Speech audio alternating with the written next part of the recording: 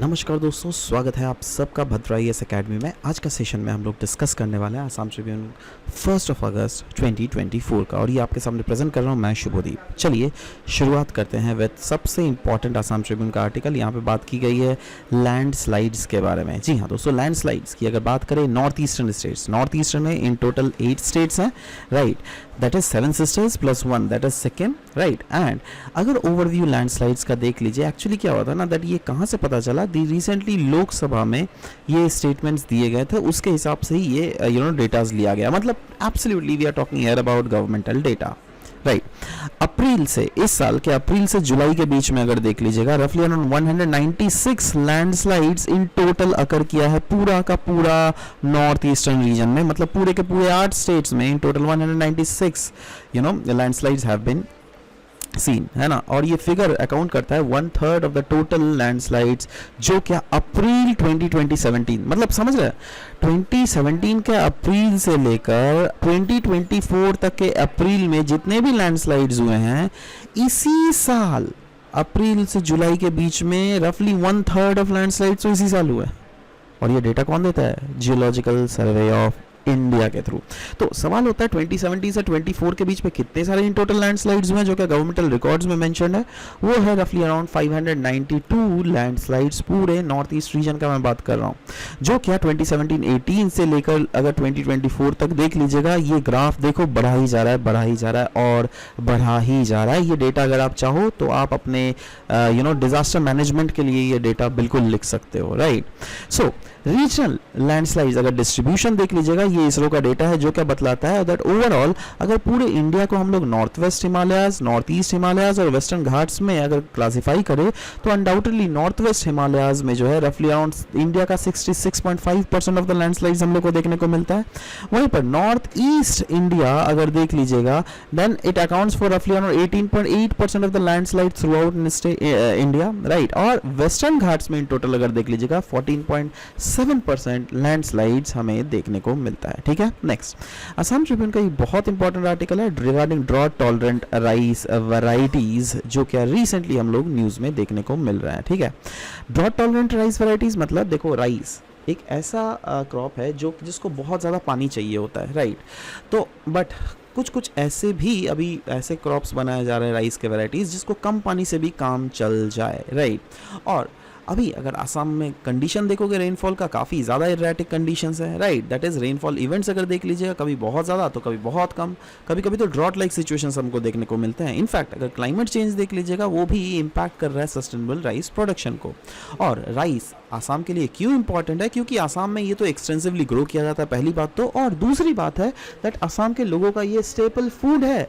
और ऐसे बहुत सारे लोकल वैरायटीज ऑफ राइस होते हैं जो क्या ज़्यादातर हमको आसाम में देखने को मिलता है, जैसे बोकासॉल, जैसे जोहार राइस, राइट। सो इसीलिए rice yes undoubtedly extensively grow किया जाता है, और राइस की वल्नरेबिलिटी अगर देख लोगे बहुत ही ज़्यादा है क्लाइमेट चेंज से। इसीलिए ये नए राइस वैरायटीज़ को डेवलप किया गया है बाई आसाम एग्रीकल्चर यूनिवर्सिटी। इसका नाम है AAU TTB धन 45। ये पहला ड्रॉट टॉलरेंट वैरायटी है इस institution, that is Assam agriculture university के द्वारा जो इन्वेंट किया गया है, राइट। और यस ये बेसिकली कहाँ पर रिसर्च की जा रही थी? लास्ट 5 साल से इसके लिए रिसर्च की जा रही थी तीताबोर बेस्ड राइस रिसर्च इंस्टीट्यूशन में।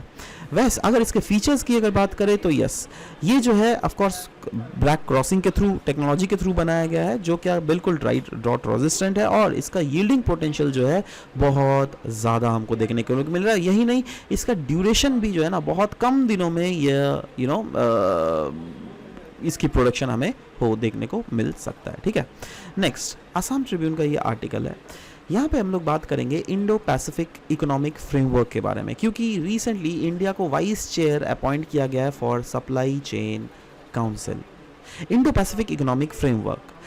इसमें इंडिया को यस अपॉइंट किया गया as vice chair of supply chain council. Now supply chain council है क्या भाई? देखो ये जो है ना मतलब सप्लाई चेन काउंसिल एक इंडो पैसिफिक इकोनॉमिक फ्रेमवर्क के अंडर 3 बॉडीज सेटअप की गई है। उस बॉडीज़ में एक है सप्लाई चेन काउंसिल, और बाकी दूसरे बॉडीज कौन है, एक है क्राइसिस रिस्पांस नेटवर्क, एक है लेबर राइट एडवाइजरी बोर्ड, और ये तीसरी है जिसका वाइस चेयर इंडिया को अपॉइंट किया गया है। तो सवाल होता है ये IPF that is Indo Pacific economic framework है तो है क्या? देखो, इंडो पैसिफिक इकोनॉमिक फ्रेमवर्क जो है इसको जॉइंटली लॉन्च किया गया बाय US और भी डिफरेंट अदर पार्टनर कंट्रीज है, जिसमें यस ये सारे कंट्रीज अगर देखोगे these are the all the 14 members which are presently in this IPEF and ये represent करते हैं 40% of global GDP और 28% global good और services trade का।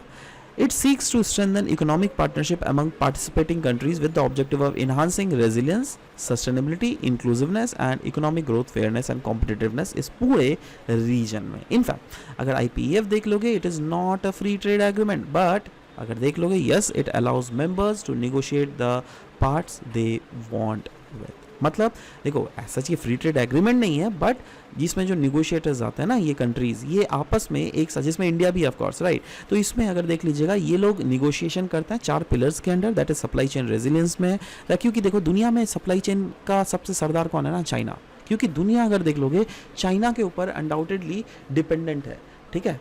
तो चाइना के ऊपर डिपेंडेंसी के कारण जो हम लोग को क्या देखने को मिलता है दैट जैसे अभी कोविड आया था ना, कोविड में चाइना ने मन मांगा, कीमत मांगा सबसे और लोगों को देना पड़ा क्योंकि people were dependent on them. अब सप्लाई चेन रेजिलियंस का मतलब ये है दैट सप्लाई चेन, चाइना के सप्लाई चेन में हम लोग रेजिलियंट कर रहे हैं और we are making sure that India भी चाइना की तरह फ्यूचर में एक सप्लाई चेन का ऑल्टरनेटिव अदर वेस्टर्न वर्ल्ड्स के लिए हम लोग बन सके, राइट। और यही नहीं, taxation, anti corruption, fair and resilient trade, clean energy, decarbonization, infrastructure, इन सारे फैक्टर्स पे ये विंग जो है आके बात करती है, ठीक है। तो इसी के बारे में आज के सेशन में यहाँ पे डिस्कशन का था। मिलते हैं नेक्स्ट सेशन में, till then bye bye, take care and thank you guys for listening to this whole video, thank you.